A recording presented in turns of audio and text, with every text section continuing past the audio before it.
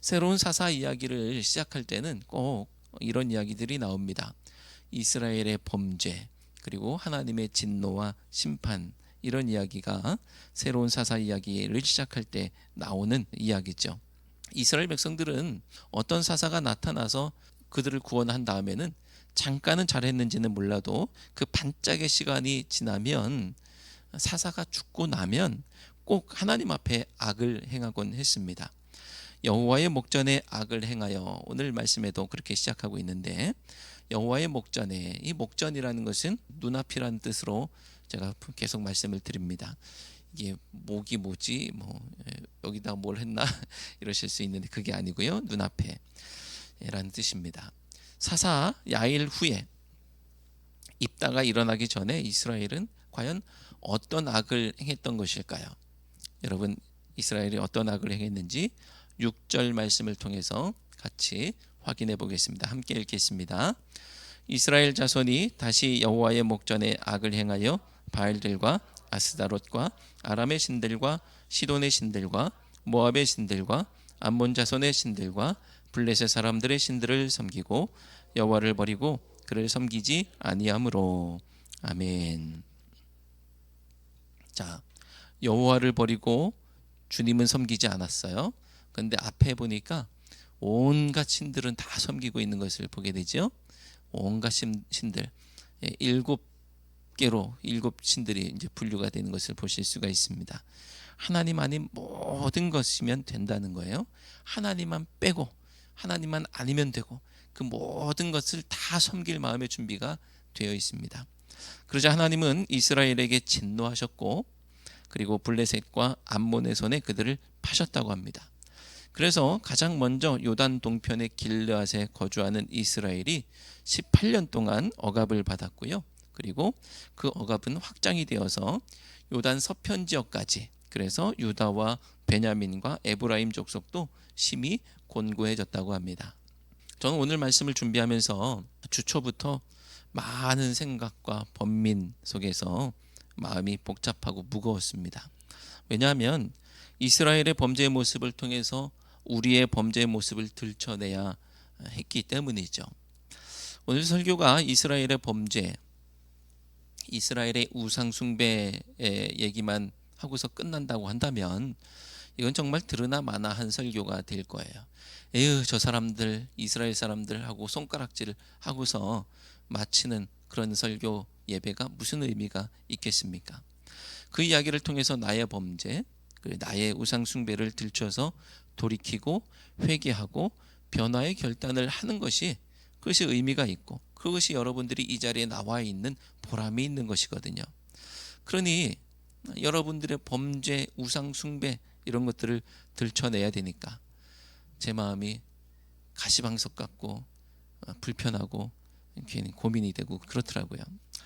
자, 그러면 여러분은 이런 말씀을 하실지 모르겠습니다. 아니, 목사님, 저는 우상 숭배 안 했는데요.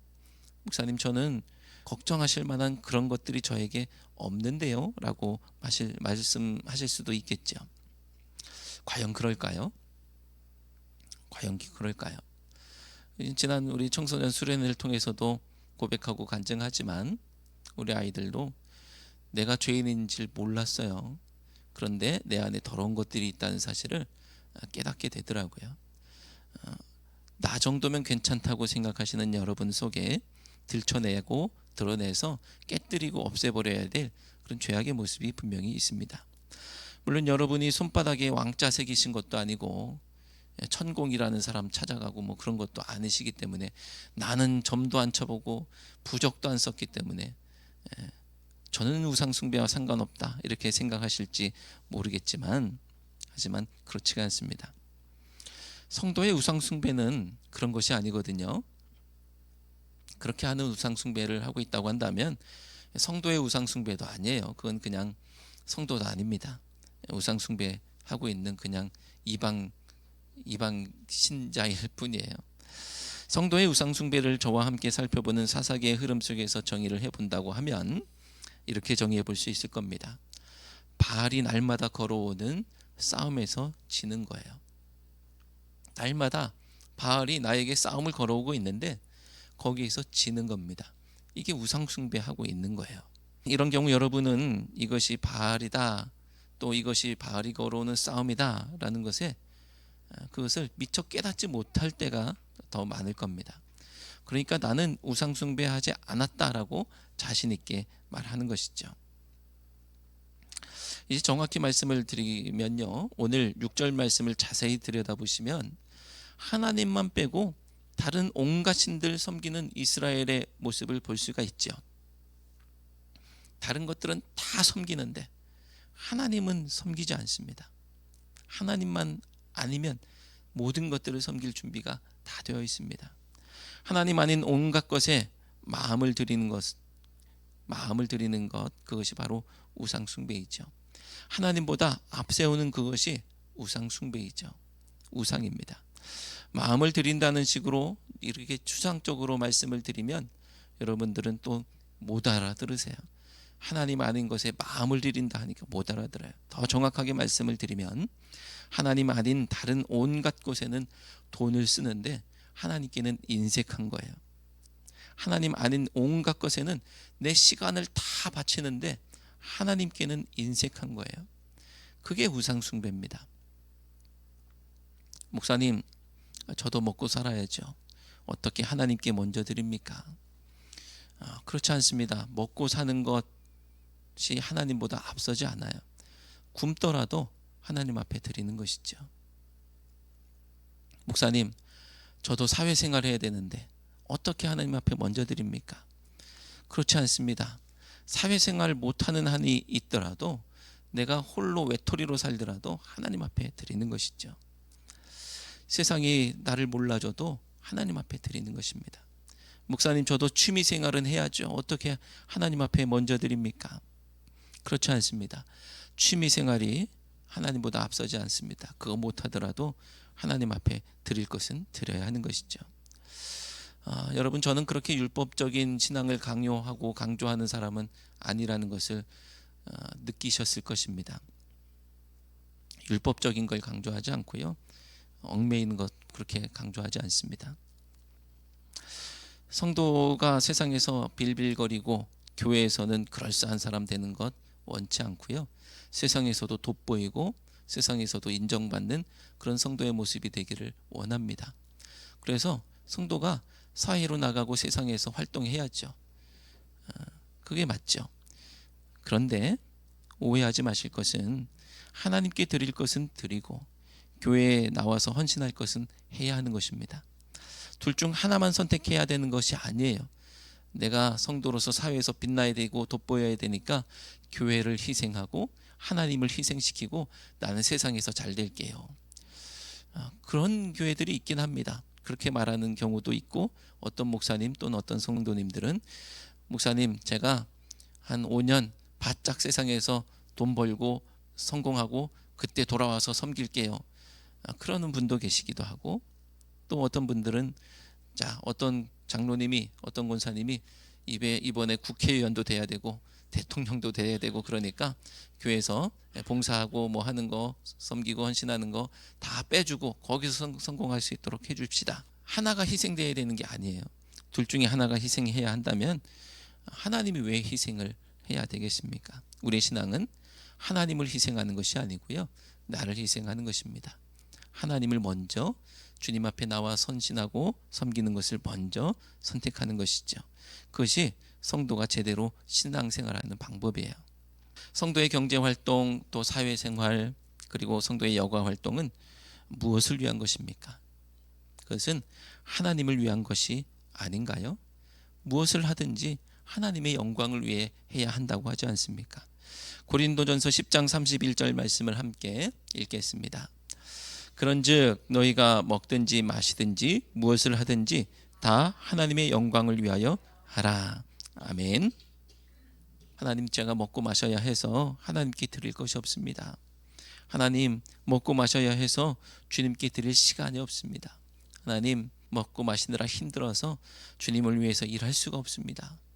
먹고 마시는 것이라고 했으니까 좀 더 못돼 보이지만 다른 걸 갖다 넣어도 마찬가지예요. 그렇게 말할 수가 없는 거예요.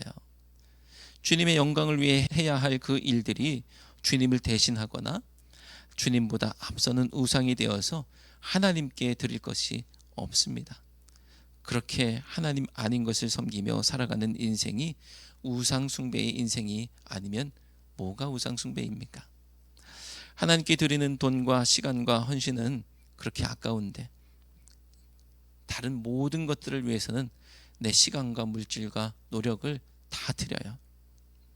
거기에는 돈이 아깝지 않고 시간이 아깝지 않고 노력이 아깝지 않습니다. 하나님 섬기는 것이 아니라면 그것들은 다 오케이, 내가 거기에는 모든 것들을 다 바치겠다 라고 생각하고 실제로 그렇게 하고 있습니다. 헌금하는 대신 내가 먹자, 헌금하는 대신 여기에 돈을 쓰자, 부흥에 가느니 더 쉬자. 여러분, 부흥에 가느니 더 쉬는 게 아니고요, 있는 시간 없는 시간 내서 가는 거예요. 제가 학창 시절에, 중고등학교 시절에 교회를 가면 거기에 있는 선후배 또 친구들과 놀고 어울리는 것이 너무나 좋죠. 그래서 교회에서 엄청나게 많은 시간을 보냈습니다.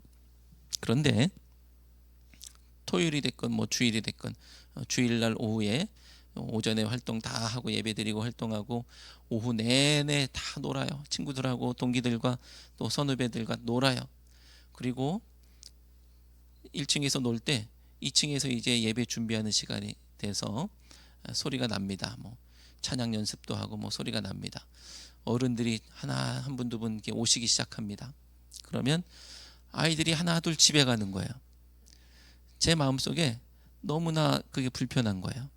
아니, 온갖 시간은 다 노는데 바쳐놓고 예배 시간이 돼서 이제 집에 가겠다는 거예요. 여러분 어떻습니까? 저는 그게 똑같은 입장인데 저도 학생이에요. 그게 너무 불편해요. 저도 힘들죠. 노느라 힘들죠. 이제 가서 쉬고 싶죠. 그래서 그럼에도 불구하고 예배 드리고 가겠다 하고서 그 저녁에 예배당에 올라갑니다. 근데 신기한 것은요, 그럴 때마다 하나님께서 저를 후회하게 하지 않으셨다는 거예요. 야, 내가 예배 잘 드렸다라는 생각이 드는 거예요. 은혜가 되고 말씀이 깨달아지고 그런 일들이 벌어집니다. 물론 쉬는 것도 좋죠. 쉬는 게 필요하죠.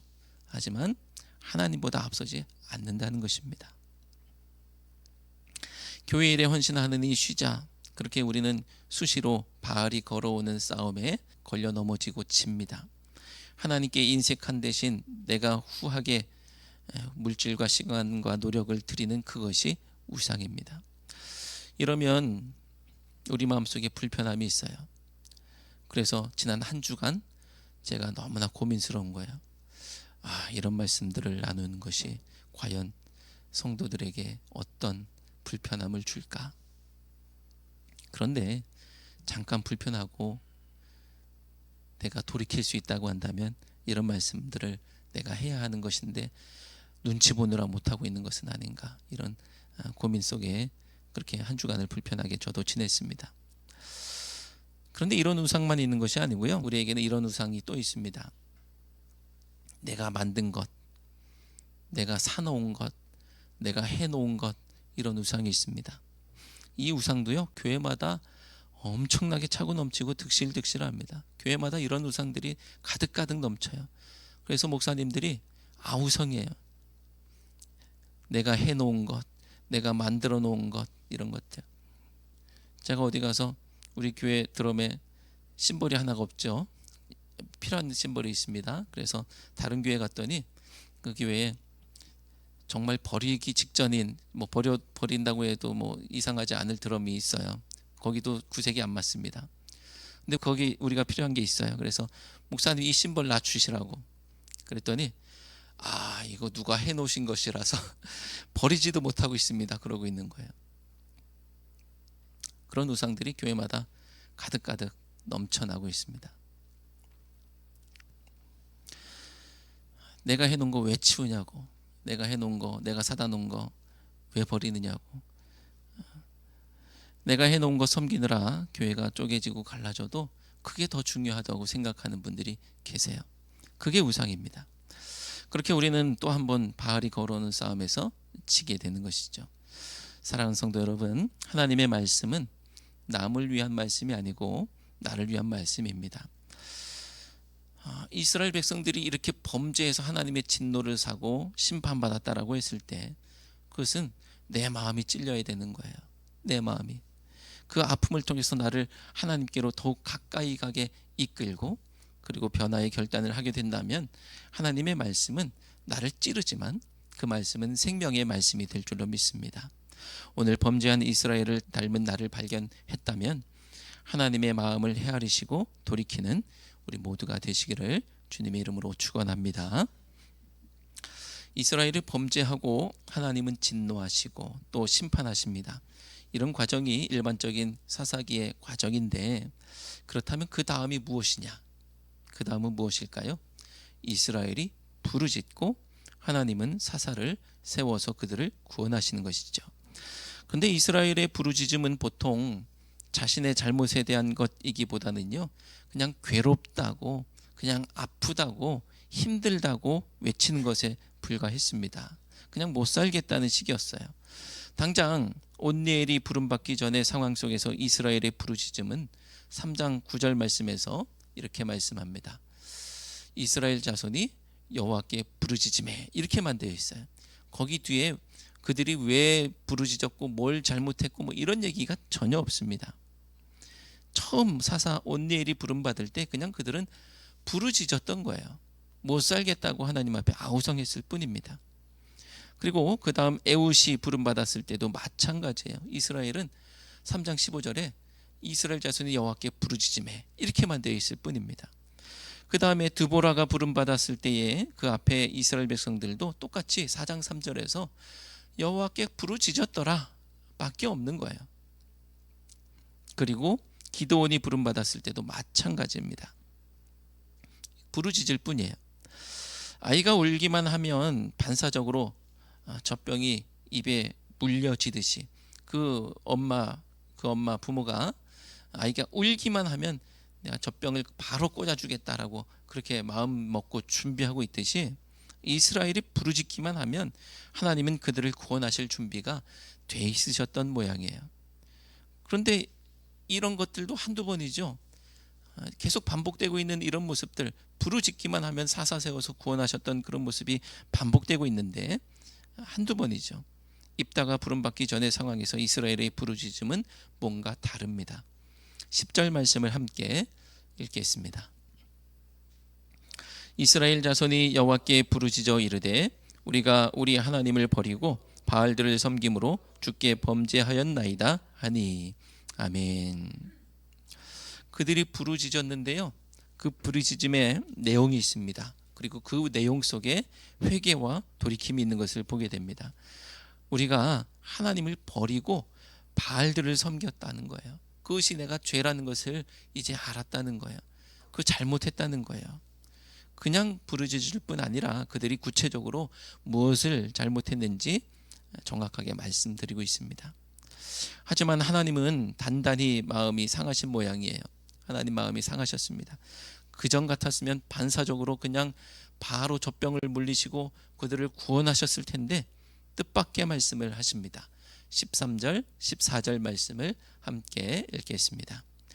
너희가 나를 버리고 다른 신들을 섬기니 그러므로 내가 다시는 너희를 구원하지 아니하리라. 가서 너희가 택한 신들에게 부르짖어 너희의 환난 때에 그들이 너희를 구원하게 하라 하신지라. 아멘. 하나님은 구원하실 마음이 없고 그들이 의지했던 신들이 그들을 구원하도록 하라고 그렇게 말씀하십니다. 그저 이스라엘은 자신들의 회개를 더 구체화하고 있습니다. 그저 입술로만 하는 것이 아니라 구체적인 삶의 변화와 행동을 보여주고 있는데요. 16절 말씀을 함께 읽겠습니다. 자기 가운데에서 이방 신들을 제하여 버리고 여호와를 섬김에 여호와께서 이스라엘의 곤고로 말미암아 마음에 근심하시니라. 아멘. 예를 들어서 돈을 훔친 다음에 그냥 잘못했어요 라고만 말하면 안 되는 거잖아요. 그죠? 돈을 다시 원위치 시켜놔야 그게 회개의 흉내라도 내는 것이 되는 겁니다. 근데 이스라엘은 그들이 섬겼던 신들을 제거하고 오직 여호와만 섬기겠다라고 그런 모습을 보여주는 것이죠. 그러니까 그냥 말로만 한 것이 아니고 몸으로 보여주고 있습니다. 그랬더니 하나님의 마음이 흔들리십니다. 여호와께서 이스라엘의 곤고로 말미암아 마음에 근심하시니라. 이스라엘의 곤고로 말미암아 마음에 근심하다는 표현은, 곤고라는 것은 이제 그들이 힘들어하는 것을 하는 모습을 보시니까 마음이 어떻게 되냐면요, 근심한다라는 표현이, 오늘 이 표현이 성경에서 가장 하나님의 마음을 잘 표현하고 있다라고 하는 그런 모습인데요. 영이 줄어들었다라고 그렇게 표현합니다. 영이 줄어들었다. 하나님의 영이 줄어들었다. 이것은 관용적인 표현입니다. 실제로 뭐 하나님의 영이 쪼그라들고 그러지는 않겠죠. 그런데 관용적인 표현으로서 하나님의 낙담과 초조함과 이런 것들을 표현하는 거예요. 예를 들면 우리가 애가 탄다 이런 표현을 하는 것처럼, 그것이 무슨 의미인지 우리가 그 말을 들으면 아는 것처럼 하나님의 영이 줄어들었다라는 표현을 통해서 하나님의 애끓는 심정이 잘 드러나는 것입니다. 하나님은 이스라엘에게 등은 돌렸지만, 야 너희들이 알아서 해, 너희들이 택한 신이 구원하도록 해봐 라고 등을 돌리셨는데, 귀와 마음이 그리로 향하고 있는 것을 어쩔 수 없이 그런 모습을 보여주고 계시는 것이죠. 사랑하는 성도 여러분, 이스라엘이 구체적이고 진실하게 회개했을 때 하나님의 마음이 무너져 내립니다. 사실 우리는 기도와 관련해서 말을 할 때 하나님의 보좌를 움직이는 기도, 이런 얘기를 하곤 해요. 이게 얼마나 불경스러운 표현입니까? 하나님을 바꿔보겠다고,